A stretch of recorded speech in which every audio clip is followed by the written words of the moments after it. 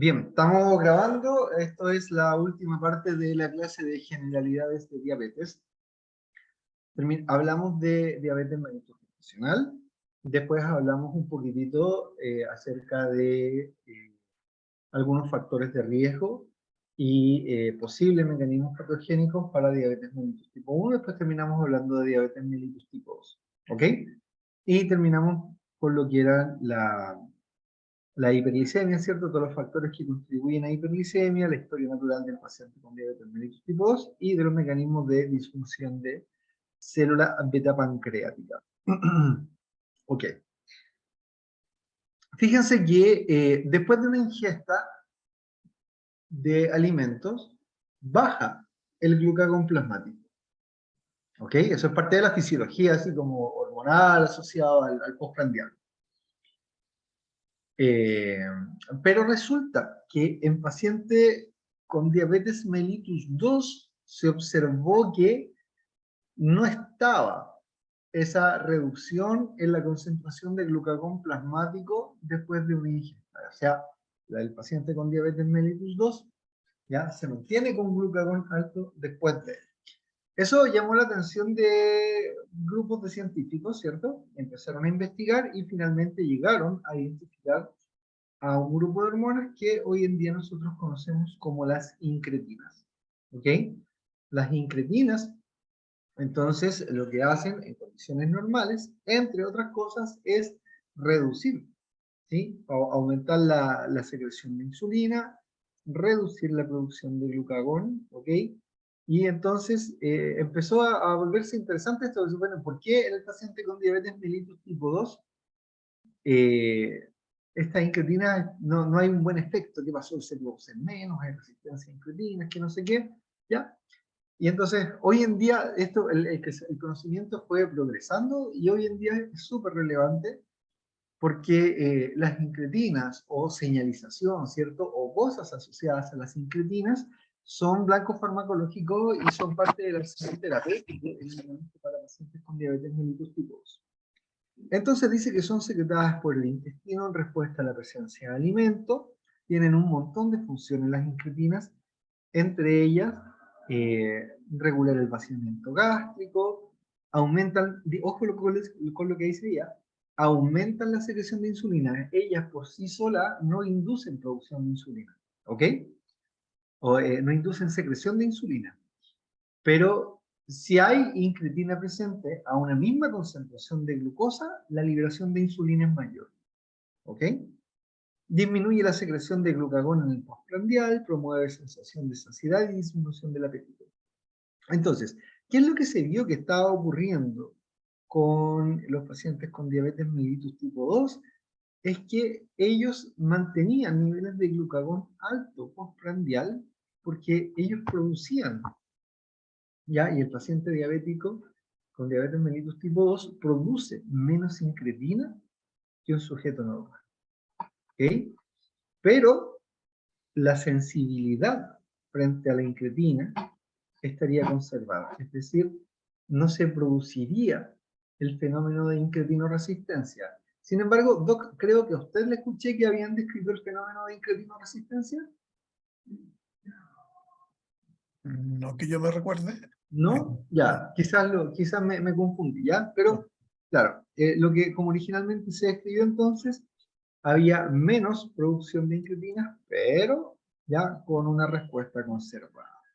Y lo relevante de esto es que entonces este déficit en la secreción de incretinas contribuye a generar hiperglucagonemia, por un lado, ¿cierto? Por lo tanto, contribuye a generar la hiperglicemia, pero en la medida que fue progresando el conocimiento, empezaron a darse cuenta los investigadores que las incretinas, por ejemplo, ayudan a mantener vivas a las células beta pancreáticas, ¿ya? Entonces, como les digo, se volvió bastante relevante desde un punto de vista de las posibilidades terapéuticas, esto de las incretinas.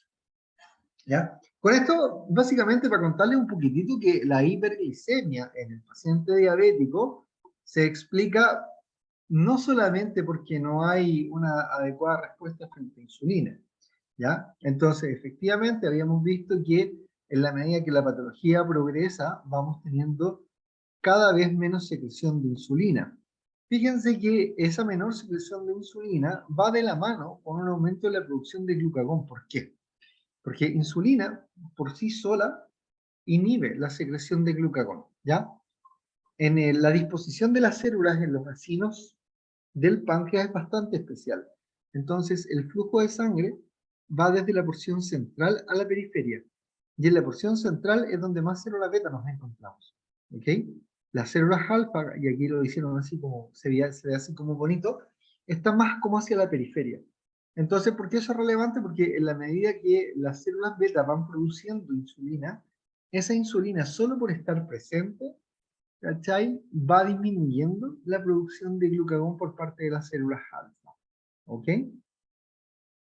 Entonces, claro, participa en primera instancia el páncreas, ¿cierto? Vía menos secreción de insulina, pero también el hígado se vuelve importante para la hiperglicemia porque efectivamente sabemos que el hígado, ya lo habíamos dicho, se vuelve él un productor de glucosa.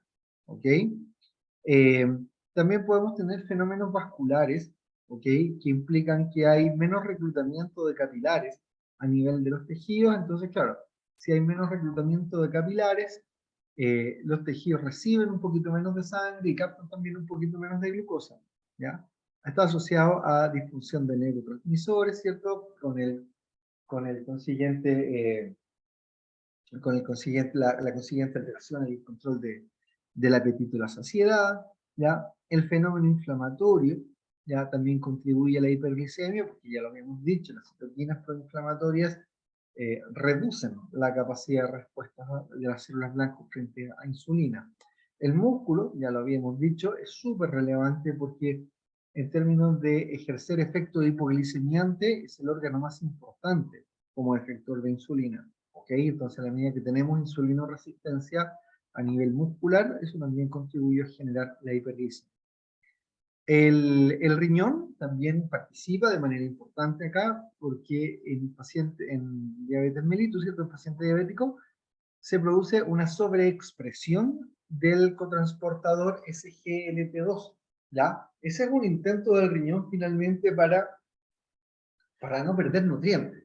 Ya, claro, él no sabe que la está embarrando, ¿cachai? Trata de que no se pierda nada de glucosa, pero en ese no perder nada de glucosa contribuye a generar hiperglicemia. Hay una lipólisis aumentada por parte de los adipocitos, ¿ya? Esos ácidos grasos libres van a ser posteriormente tomados por el hígado y los van a meter a la vía de la gluconeogénesis, por lo tanto, también vamos a estar contribuyendo por ahí hacia la hiperglicemia, ¿ok?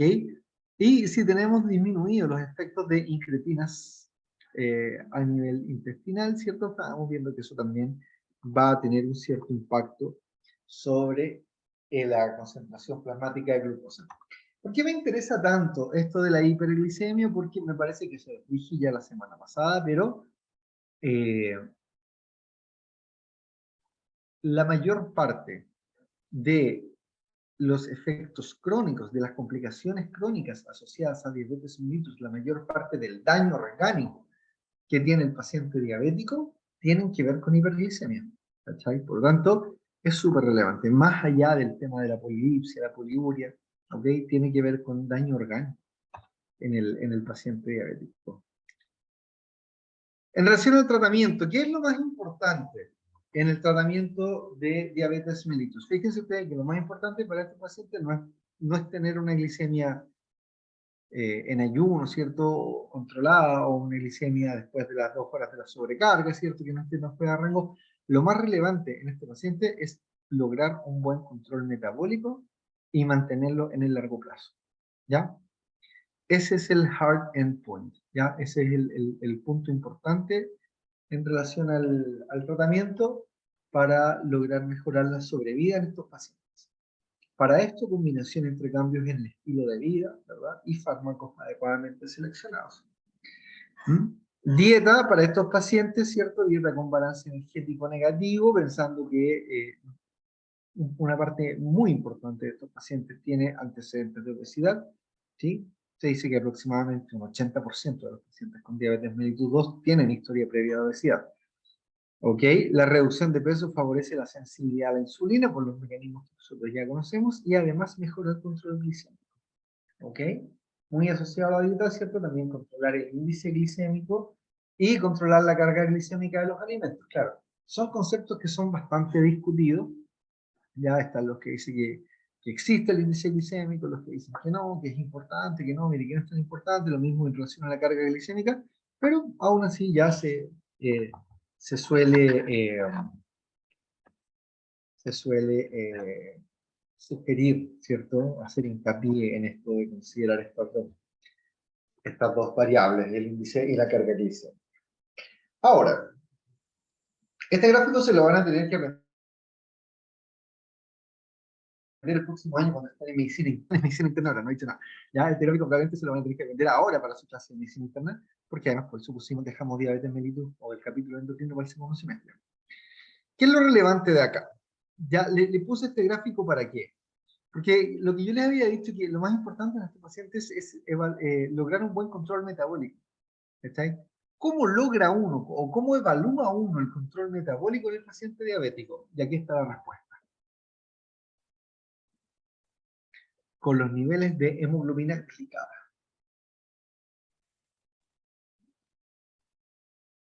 ¿Sí? ¿Se acuerdan que el otro día hablábamos, ¿cierto?, acerca de la glicación de proteínas, hablábamos del periodo de tiempo que uno puede estimar el control metabólico en un paciente, ¿cierto?, vía medición de la hemoglobina glicada. Y entonces, en ese sentido, se dice que en un paciente diabético, o un paciente diabético bien controlado, es aquel que tiene una hemoglobina glicada menor a un 7%. ¿Ok? Eso lo van a ver, me imagino, en medicina interna. No, ¿saben qué? Díganme ustedes. ¿Están con diabetes mellitus en medicina interna todavía, no? Sí, esta semana me parece que pasaron esas clases. Ya. Me queda claro que alguien no estuvo en esa clase esta semana. Ya.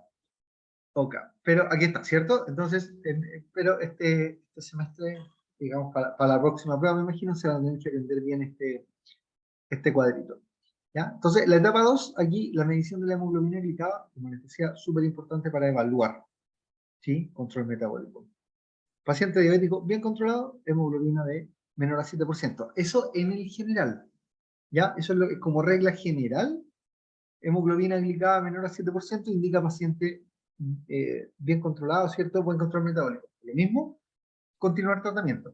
Ahí van a ver ustedes después que en algunas poblaciones específicas o dependiendo del riesgo, ¿cierto?, de hipoglicemia que el paciente tenga, ya, pues que no se apunta un 7%, sino que se apunta un 7,5, un 8%, ¿ya? Como cosa general, sabiendo que hay algunos individuos específicos en los cuales no se tiende al 7%, como regla general, 7. Entre una hemoglobina glicada entre un 7 y un 9 nos habla de un control metabólico regular. Hemoglobina glicada mayor a 9%, mal control metabólico. ¿Ok? Si ustedes se fijan, en un control metabólico regular o mal control metabólico, aquí ya empieza a cambiar todo porque aquí empezamos a meter fármacos básicamente al paciente, ¿cierto? Que empezamos con la polifarmacia, ya, para el paciente diabético. Pero eso tiene que ver, entonces, como les digo, con esta hemoglobina glicada, ¿ya? Ejercicio fundamental. Chicos, el ejercicio es parte integral del tratamiento para el paciente con diabetes mellitus tipo 2, ¿ok? No así para el paciente con diabetes mellitus tipo 1. ¿Estamos? ¿Es aconsejable que el paciente con diabetes mellitus tipo 1 realice ejercicio? Sí, pero no es parte fundamental del tratamiento. En diabetes mellitus tipo 2 debe, o sea, debe haber ejercicio como parte de un programa integral, ¿ya? Porque el ejercicio, múltiples explicaciones, pero acá hay algo, ¿cierto? Mejora la sensibilidad a insulina, ¿ok? No solamente durante la sesión de ejercicio, sino que después también, ya incluso una sesión de ejercicio ya genera cambios metabólicos. ya evidenciables en las concentraciones de insulina plasmática que necesita ese sujeto. ¿Cachai? Por lo mismo, en relación al ejercicio, lo importante es que se mantenga a largo plazo para tener los efectos benéficos para la persona. ¿Ok? Mejora la sensibilidad frente a insulina, nos ayuda con el control glicémico, el perfil lipídico, ¿cierto? Y presión arterial. ¿Ok? Ejercicio importante para la mantención y disminución de peso. ¿Qué tipo de ejercicio se hace? El aeróbico tiene que estar sí o sí, ¿ya? Entonces a veces ocupan aeróbico, más resistencia, puede ser aeróbico solo, puede ser, qué sé yo, HIIT, o entrenamiento combinado, ¿ya? Hay varias posibilidades, ahí la que se elija va a depender siempre, por supuesto, de una buena valoración inicial de ese paciente, ¿ok? Pero el ejercicio aeróbico es como el que la lleva ahí para ayudar a obtener estos efectos metabólicos, ¿ok? Aeróbico más resistencia nos ponen acá, mínimo 3 veces por semana, ¿cierto? Hay quienes dicen mínimo 5, hay otros que dicen mínimo 3. El SCAM, que el Sport es el,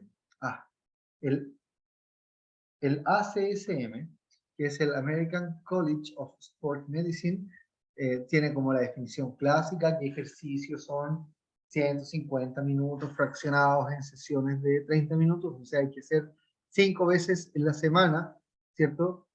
Actividad física planificada, organizada, programada para que sea ejercicio, pero hay otras sociedades que dicen que puede ser también 3, hay que aumentar el volumen en cada una de esas 3 sesiones, pero también pueden ser eventualmente 3, ¿ya? ¿Ya?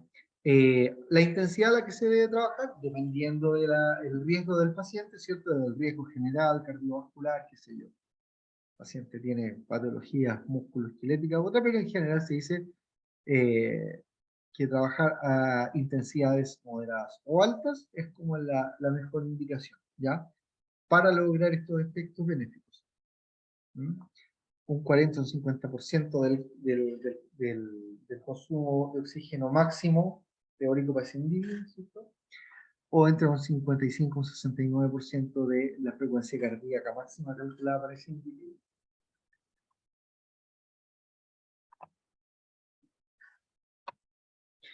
En relación a los fármacos que se ocupan en estos pacientes, hay dos grandes grupos, están los hipoglicemiantes orales y están los agentes inyectables.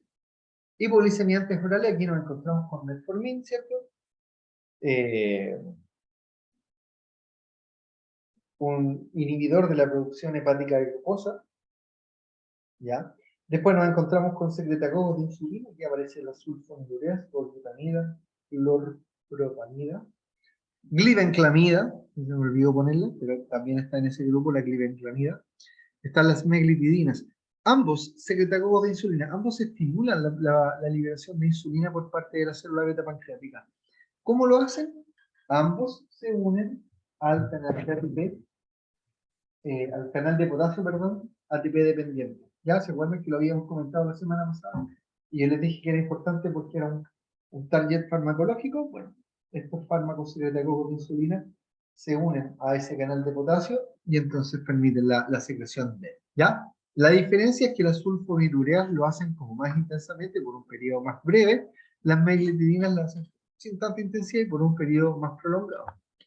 ¿Cachai? De ahí que justamente el fármaco que se me olvidó anotar, que es la glibenclamida, se vuelve súper importante porque es una sulfonilurea, la glibenclamida, o secretagogo de insulina, ¿cierto? Se ocupa harto en consultorio, pero es el fármaco que tiene el mayor riesgo de hipoglicemia para el paciente. Gordito, un comentario. La glibenclamida se ocupa mucho todavía en Chile, pero es un fármaco que por justamente actuar en canales de potasio se relaciona con aumento de mortalidad cardiovascular. Entonces, actualmente a nivel mundial se está tratando de dejar de usar, pero es un fármaco que desde el punto de vista de la glicemia, o sea, el control glicémico, es muy bueno, por lo cual se ocupa mucho, pese al riesgo de hipoglicemia, pero es un fármaco que debiera entrar en desuso, o sea, debiera no usarse actualmente. De hecho, en la guía, no en la guía chilena, pero ustedes buscan las guías internacionales, casi todas las guías internacionales dicen, por favor, no usar, porque actualmente hay alternativas mucho mucho mejores, mucho, mucho mejores. Claro. Claro, el problema es que esas alternativas que son mejores son más caras. Ahí, Y perdón, y me acordé desde- algo cortito de lo que me preguntaste si las incretinas generan resistencia, y me quedé pensando, no, las incretinas, como no, el que puede tener un poco de resistencia es el GIP, no la GLP, sino el GIP, una de las incretinas, pero ya, no importa, pero como regla general no, pero no, de acuerdo. Ya, súper. nada más, Gracias, Doc, por el dato. no de nada. ¿Ya? Inhibidores de la alfa-glucosidasa, acarbosa, tiazolidinediones, ¿cierto? ¿Se acuerdan que el otro día hablábamos de las tiazolidinediones? ¿Ya? Estos son fármacos, son sensibilizantes frente a la acción de insulina, ¿ya? Aquí nos encontramos con las glitazonas, ¿ya? Actuando vía proteínas específicas de señalización, los PPR, ¿ya? Los gamma y los gamma y los alfa, ¿ya? Estas son re buenas porque yo les decía que las tiazolidinedionas redirigen, como parte de su efecto metabólico, redirigen grasa desde la visceral hacia el subcutáneo, ¿cachai? Y eso tiene un impacto, uno puede decir, ya, pues el paciente ya, que si mandamos 1 kilo de la grasa visceral para el subcutáneo, el kilo de más sigue estando, po. Sí, po, pero como el tejido subcutáneo tiene un comportamiento distinto en relación a las adipoquinas que produce, ¿cachai? El uso de estas tiazolidinedionas también se asocia a cambios en los perfiles hormonales de los pacientes, ¿ya? Y entonces a una mejora desde lo metabólico. Chicos, ¿le habían hablado en algún curso de las incretinas o no, en fisio?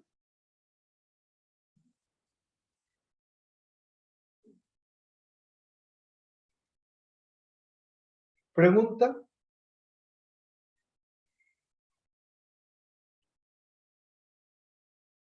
Alguien que me responda antes que me quede dormido, por favor, un chiste. Profe, de medicina interna lo vimos con la doctora, Ya, pero explicó algo muy general. ya. Resulta que las incretinas son inhibidas por una enzima que se llama dipeptidilpeptidasa 4, que es esta que está acá, ¿ya? Entonces, ¿cuál es la gracia? Como se sabe que las incretinas, ¿okay? La concentración de ellas es baja en los pacientes con diabetes mellitus tipo 2, a alguien se le ocurrió que si eventualmente se bloqueaba a la dipeptidilpeptidasa 4, metabolizando menos a las incretinas, las podríamos mantener un poco más altas en el tiempo y tener los efectos benéficos de estas incretinas, ¿ya? Entonces, lo que hicieron después, por lo tanto, fue desarrollar un inhibidor de esta dipeptidilpeptidasa 4. ¿Sí? Y aquí aparecen como fármaco, como grupo, ¿cierto? Como ejemplares de este grupo, exponentes, la sitagliptina y la vildagliptina. ¿Ok? El otro de los grupos de fármacos que se ocupan en pacientes diabéticos son los inhibidores del cotransportador SGLT2. ¿Ya? La gracia de esto es que tienen un riesgo de hipoglicemia que es súper, súper bajo, ¿ya? Son un poco más caros, eso sí, por lo tanto su uso tampoco es tan masivo, pero van a ver ustedes que se va a ir masificando. ¿Por qué? Porque estos fármacos han demostrado mejorar también la sobrevida del paciente diabético, ¿sí? Al mismo nivel incluso que metformina. ¿Ya? Tanto así que, y eso lo conversábamos con el doc en uno de los grupos que asociado a los papers, ¿cachai? Se ocupan inhibidores del SGLT2 incluso en pacientes que no tienen patología metabólica, sino que está su repercusión sobre la salud cardiovascular, ¿ya? Que ha demostrado mejorar sobrevida en pacientes incluso sin diabetes. ¿Sí?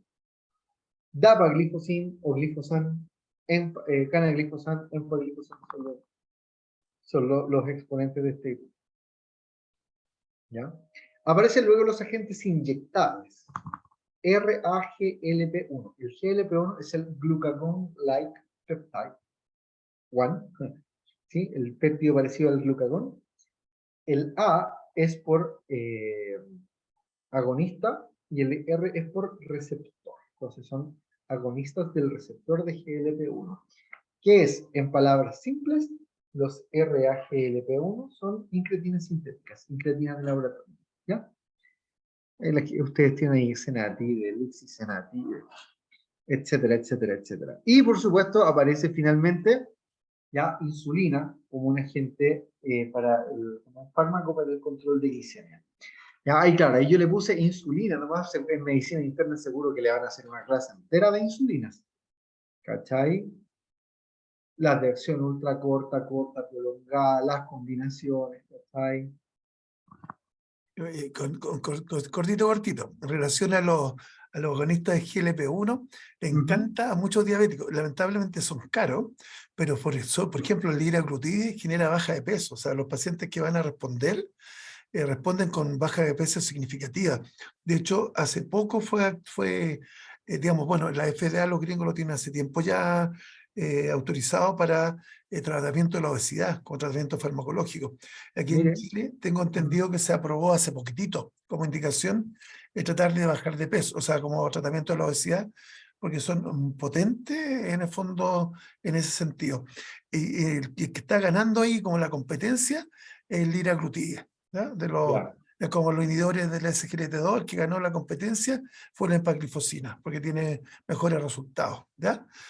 No, son datos como freak pensando en la parte que los estudiantes van a tocarse con, digamos, con práctica clínica o por último con las clases de diabetes para que vayan, por último le pregunten a sus médicos no, de pero la parte súper bien, clínica. pues se agradece, Doc. Porque sí pueden tener, como dice usted, más elementos para discutir ¿Ya? ahí, para conversar, para echar la talla, como dice uno con el tutor. Pero algo que siempre todos alegan mucho era el liraglutide, que genera baja de peso.